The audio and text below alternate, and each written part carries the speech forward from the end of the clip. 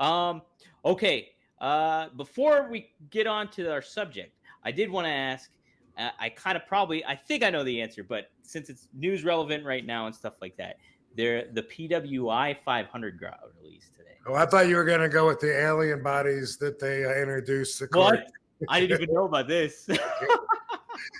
2 alien corpses. What? I gotta send it to you. You gotta send it to. We'll talk about that next. Introduced to court. Two mummified alien corpses that they dated. I can't remember if they said it to the 30s. I think they said they think they found it in Peru. Anyway, yeah, more details to come. Is there images? Did they show images, or is it just reported? They showed the bodies in court. They brought little coffins and opened the boxes up in court in Congress. In Congress. Yeah, I gotta. Are you on? Wait, if I send to RVD Pro on Instagram, will you get it? Yeah, if you send it to the podcast account, I have it. Yeah. Mm-hmm. Okay, so I'm gonna try and multitask. Okay. Dude, that's crazy. Oh man, yeah, we'll definitely talk about that next week because I was completely unaware of that. That's hilarious. That's so what else could possibly be relevant to the times? Right.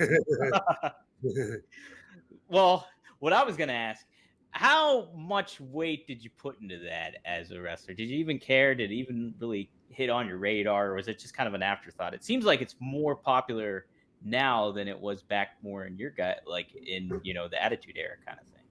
What are we talking about? Oh, the PWI 500, the Pro Wrestling Illustrated, how they 500 wrestlers and stuff like that. Did that ever kind of resonate with you guys at all in certain ways, or? Yeah, I mean, it was cool to be in it for sure. You know what I mean? It's just like, wrestlers are marks. They used to not be allowed to show it, now they show it, and it's just like. If you rank high in it, then it's a legit, credible piece of documentation there. If you rank low in it, it's a piece of shit written by a mark, doesn't know what he's doing. Right. That's how the boys see everything. Yeah. Okay. Yeah, I sent that to you on Instagram, by the way. Okay, sweet. I'll definitely check it out. Hell yeah. Right. But cool. Number one this year was Seth Rollins. So he definitely had quite the resume of matches and definitely built up his credibility. So, yeah. You see my gym, right? You see my gym. I got all these magazines all around the tops of all the walls, all the magazines, a bunch of them that I'm on the cover of. There's more, but all the ones I can fit on all my walls in my gym because I got so many magazines with me on the cover of it. That's cool. That's part of our validation of our collective body of work, is shit like that, and keeping different merchandise that has our image on it and stuff. That's for us, that's really cool. That's looking at that shit and saying, cool, man, look at me out there in pop culture. I'm making waves, brother. And you know what? I think that's being on the cover of a pro wrestling magazine, like a Pro Wrestling Illustrated or The Wrestler or any of those ones, that publications back in the day, I think that would have been like the piss on resistance, if you will, hey, that's pretty fucking cool, because it's like, that is a piece of like history almost there, for the magazine and for the work that you do. So, and the magazines used to be huge. Oh, yeah, way more, before the internet, that was like, a way bigger industry as one could imagine.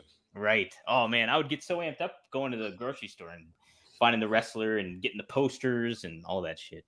So yeah, now just print work in general is something that has been passed by, and although it still remains, it's such a small remnant of what it used to be that Playboy magazine isn't even a thing anymore. You know what I mean? Mm-hmm. And that was the shit. So I used to love going to the store with my mom and just waiting at the magazine rack while she was shopping. And I'd look at comic books and I'd look at wrestling magazines. Hell yeah. Comic books, Mad Magazine, Cracked Magazine, all that shit. Yeah. It's a lost art now. They're still there, just like DVDs. For years they've been saying, "Oh, DVDs are dying out. Don't invest in them." They're they're still around, you know, but it's just not what it used to be. No, I have a lot of wrestling DVDs too, and I'm happy I still have them because it's like some of They're that still stuff making doesn't them. stay on the Yeah. network, or the music changes. Obviously, they have the rights, and like you miss out on that. So I'm like, I'm happy I still got that shit. And they're still selling DVDs at Walmart. They're still putting new shit out, you know. So it's Mhm. like years ago they were acting like they were done. When Blu-ray came out, they were Yeah. like, DVDs are done.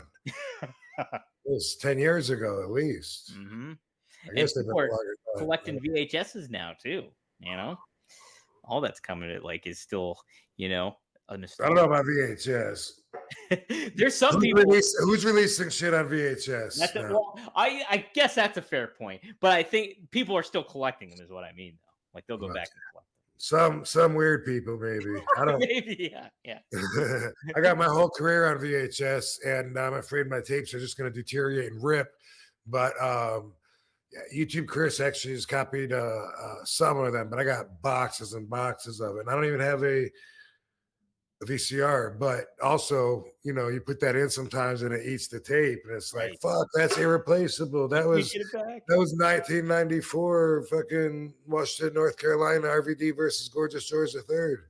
Where am I going to get that? Where the fuck am I gonna find that? Manny Fernandez made an appearance on that one. Fuck. Yeah. Oh, he did. All